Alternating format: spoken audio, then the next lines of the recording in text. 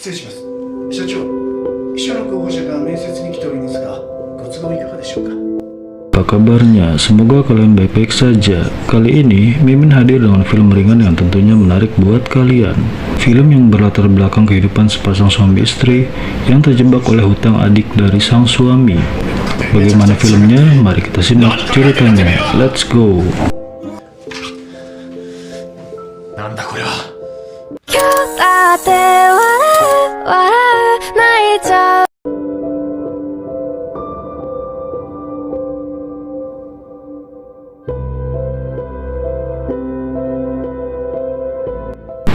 Di awal cerita, pada suatu malam di sebuah rumah, sang suami, kita sebut saja Samsul, yang mendapati istrinya Teh Nami sedang berhadapan dengan pria asing.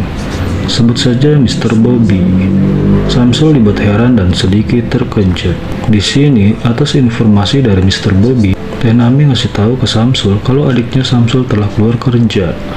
Dan gak di situ aja, ternyata adiknya Samsul telah membawa kabur uang perusahaan senilai ratusan juta. Kalau adiknya juga telah melakukan penipuan terhadap perusahaan dengan proyek-proyek fiktifnya. Uang ratusan juta tersebut digunakan adiknya Samsul untuk main slot. Samsul yang gak tahu apa-apa, ternyata adiknya menjadikan Samsul sebagai jaminan. Jadi Samsul yang harus menanggungnya. Dan selama Samsul tepat waktu bayar hutang, Mr. Bobby gak bakal membawa masalah ini ke ranah hukum.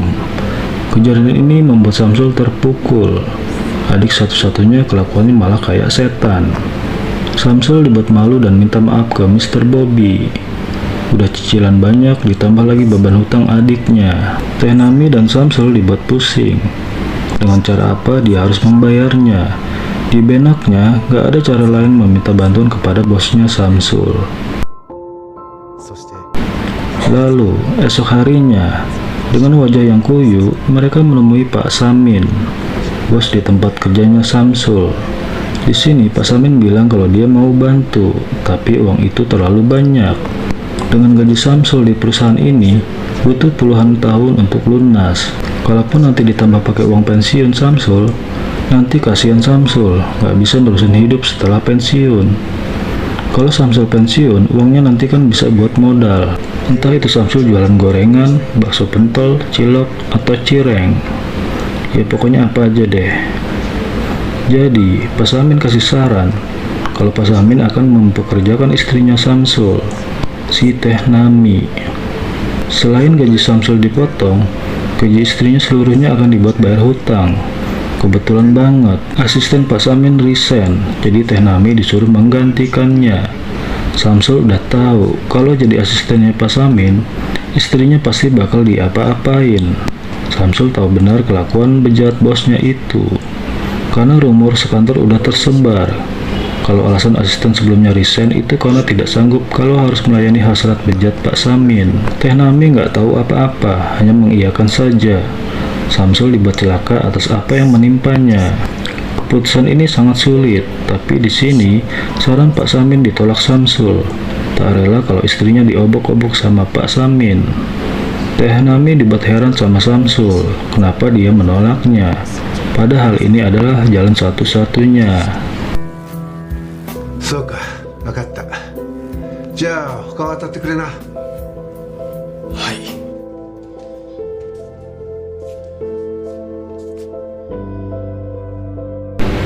Lalu, sepulang mereka menemui Pak Samin, di rumah, Teh Nami masih aja bertanya kenapa suaminya itu menolak saran dari Pak Samin. Dengan hati kesal, Samsul baru cerita kelakuan bejat Pak Samin.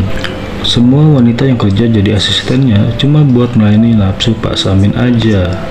Tapi Teh Nami nggak percaya dengan yang Samsul bilang. Masa iya sih? Teh Nami meyakinkan Samsul kalau dia bisa jaga diri. Lagian dia kerja kan juga buat Samsul juga. Kalau aja adiknya nggak bermasalah, hidupnya masih baik-baik saja. Mendengar itu, Samsul merasa bersalah, tapi nggak bisa berbuat apa-apa. Padahal Teh Nami udah berpikir sejauh ini, rela kerja apapun asal bisa keluar dari masalah. Jadi, mau nggak mau harus menerima keadaan.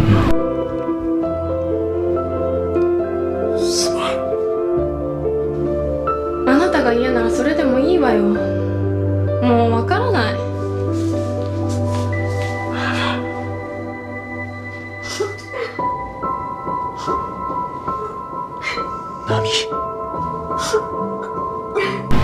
Lalu seminggu kemudian, Samsul dan Teh Nami kembali menemui Pak Samin. Mereka sudah memutuskan Teh Nami jadi asisten Pak Samin. Akan tetapi keadaan sudah berubah. Ternyata Pak Samin sudah membuka lowongan.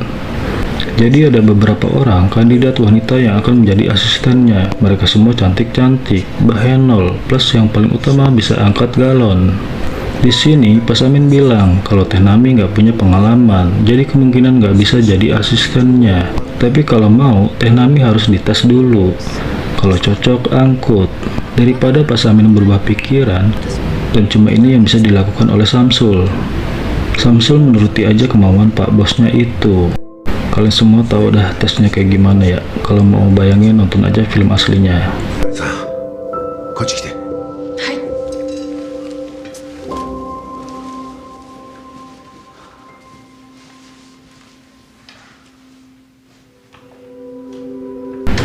Dan pada akhirnya Teh Nami lulus. Dia bekerja jadi asisten Pak bos suaminya. Hari ini hari pertama Teh Nami bekerja.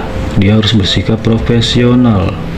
Walaupun ada Samsul suaminya, berat bagi Samsul melihat istrinya bekerja dengan bosnya yang bejat. Bayangan buruk terus menyelimuti kepalanya. Tak rela istrinya disentuh oleh pria lain. Tapi bagi Teh Nami, apapun harus dilakukan. Masalah sudah terpecahkan dan dia siap melayani Pak Samin, apapun itu pekerjaannya. Dari angkat galon sampai kasih makan burungnya Pak Samin.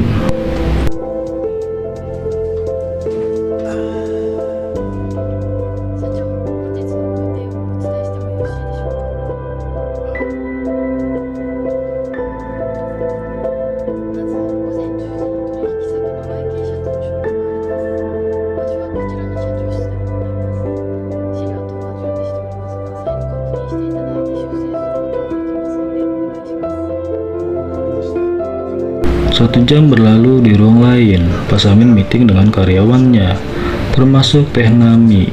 Untuk memulai rapat, Pak Samin mulai membahas perkembangan perusahaan dan meluncurkan beberapa produk baru, seperti seblak ceker instan, pentol kuah instan, sosis daging kudanil, dan lain-lain yang serba instan. Karena menurutnya zaman sekarang begitu cepat, pelanggan suka dengan kemudahan.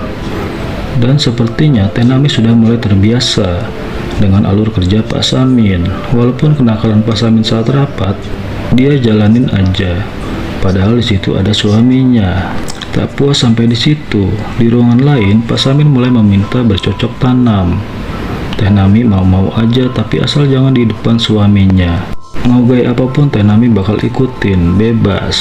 Tapi bayangan kelakuan bejat bosnya di kepala Samsul akhirnya terjadi juga.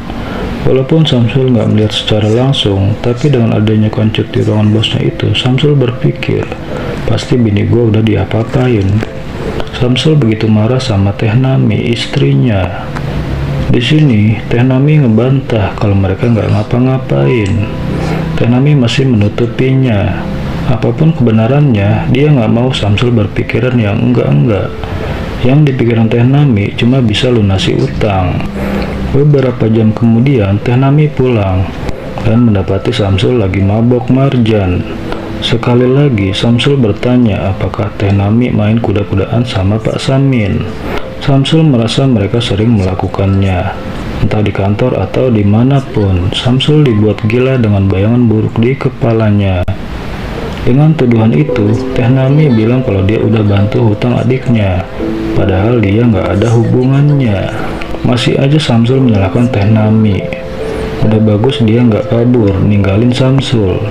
Mengingat Teh Nami masih mencintai Samsul, jadi jangan salahkan lagi. Samsul sebagai suami aja nggak bisa berbuat apa-apa.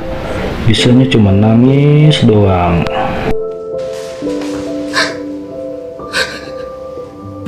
Hari-hari terus dijalani. Teh Nami tetap tabah. Saking seringnya dicolok sama Pak Samin, Teh Nami malah keenakan. Rasa yang gak didapat dari Samsul. Bayangan intim terus menyelimutinya. Bagi Teh Nami, hayo aja pokoknya. Lalu, beberapa hari kemudian, tiba-tiba adiknya Samsul datang untuk minta maaf atas kekacauan yang telah dilakukan. Sebut saja dia Kipli. Samsul begitu marah. Gara-gara Kipli, dia harus menanggung beban hutang yang sangat banyak. Di sini Kipli janji akan melunasi hutangnya. Saat ini juga bakal beresin. Kapok main slot lagi dan bakalan pulang kampung jadi petani aja. Hidup di kota gak cocok buat dirinya. Dikit-dikit maksiat. Lalu esok harinya, setelah adiknya bisa mengembalikan uang bosnya, Samsul dan Teh Nami menemui Pak Samin. Samsul sudah muak dengan kelakuan aki-aki bau tanah. Jadi dia memutuskan untuk resign bersama dengan istrinya. Tapi namanya bisikan setan, ada aja jalannya. Pak Samin bilang silahkan aja kalau Samsul mau resign.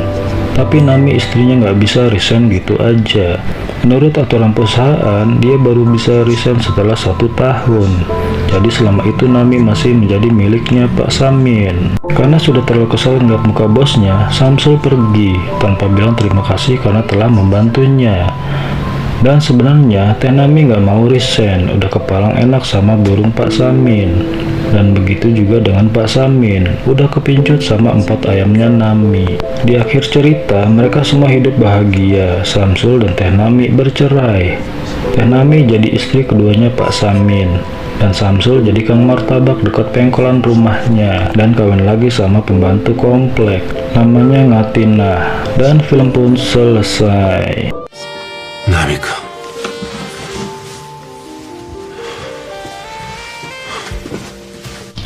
Pulang, jangan ikut bandel. Yuk ate wara wara